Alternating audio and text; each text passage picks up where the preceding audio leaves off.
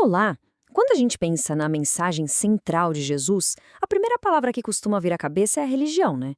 Mas e se essa não for a história toda?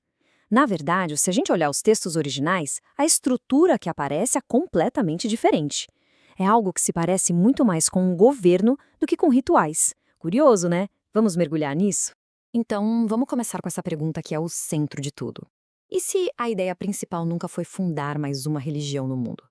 Se a gente parar um pouquinho e deixar essa ideia de lado só por um instante, uma perspectiva totalmente nova começa a aparecer, e ela muda tudo na forma como a mensagem é entendida e vivida.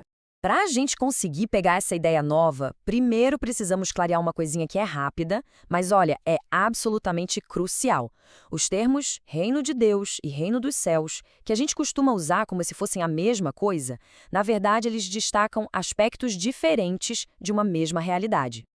Olha que interessante a clareza que isso traz. Pensa assim, reino de Deus fala de quem é o dono, o proprietário mesmo, que é Deus. Já reino dos céus descreve o território, sabe? A esfera de influência. Não é um lugar no mapa, mas sim um domínio espiritual. Então, é isso. Um fala do rei, o outro do domínio dele. São tipo dois lados da mesma moeda. E é exatamente aqui que a coisa começa a complicar nos dias de hoje. Pelas fontes que a gente analisa, o maior obstáculo para entender a mensagem original é justamente esse: tratar o reino de Deus como se fosse só mais uma religião. Vamos ver por que esses dois conceitos são, na verdade, radicalmente diferentes. Essa frase aqui, olha, ela resume a ideia principal de uma forma incrível.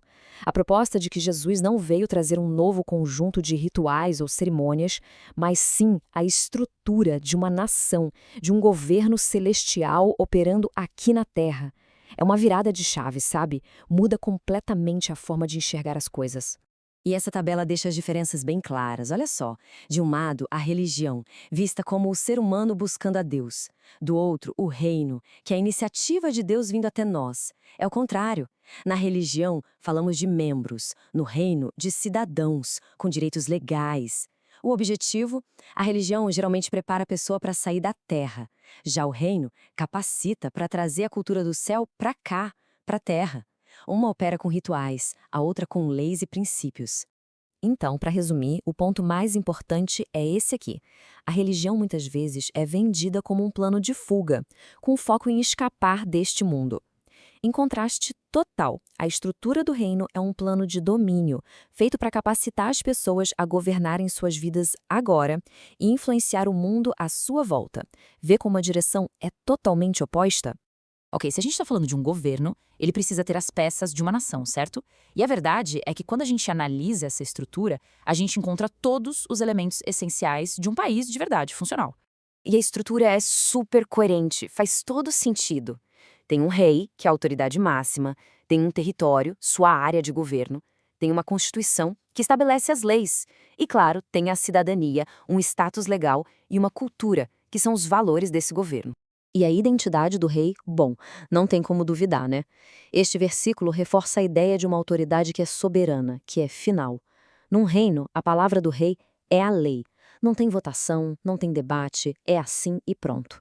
Isso nos leva a olhar para a Bíblia de um jeito completamente diferente. Dentro dessa lógica, ela para de ser vista só como um livro religioso e se torna a Constituição do Reino. Um documento legal mesmo, que detalha os direitos, os benefícios e também as responsabilidades de todo cidadão.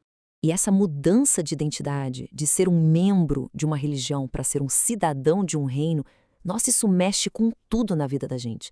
Não é só trocar uma palavra pela outra, é assumir uma posição totalmente nova. Dá uma olhada nessa comparação. Um membro religioso, o que ele faz? Segue regras, participa de rituais e muitas vezes se sente sem poder real sobre o que acontece na vida. Já um cidadão do reino, ele tem direitos garantidos por lei, exerce uma autoridade que foi delegada a ele e é capacitado para governar as circunstâncias da própria vida. É a diferença entre ser passivo e ser, de fato, ativo. E o mais legal é que a própria linguagem da Constituição confirma isso. Olha só a palavra usada aqui, concidadãos. Não é com membros, percebe? É concidadãos. Isso firma um status legal, de que a pessoa pertence a uma nação celestial, mesmo vivendo aqui na Terra, que seria tipo uma colônia. Tá, essa teoria toda é incrível, mas e na prática? Como é que isso funciona no dia a dia?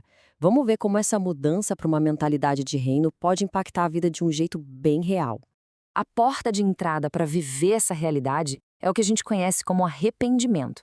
Só que a palavra original em grego, metanoio, não tem a ver com se sentir culpado ou triste. Significa, na verdade, uma mudança completa de mentalidade. É tipo, abandonar a lógica religiosa e passar a pensar com a lógica de um cidadão do reino. É uma transformação na mente, não só no sentimento.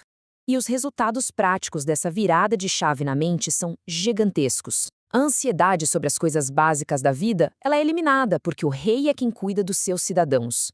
O foco da vida fica muito mais simples, buscar o governo de Deus. O estresse dá lugar para a confiança e a pessoa assume a identidade de quem governa as circunstâncias, agindo como um administrador dos recursos do reino e não como dono de tudo. E para fechar, tem essa promessa que é extremamente poderosa. O objetivo disso tudo não é algo só para depois que a vida aqui acabar. A meta é que os cidadãos reinem em vida. É uma estrutura toda pensada para dar poder e autoridade no aqui e agora. Então, depois de tudo isso, fica uma pergunta no ar para a gente pensar. A forma de viver de cada um se parece mais com a de um membro de uma organização, que segue rituais, ou com a de um cidadão de um governo, que age com direitos e autoridade? A resposta para isso, bom, ela pode mudar tudo.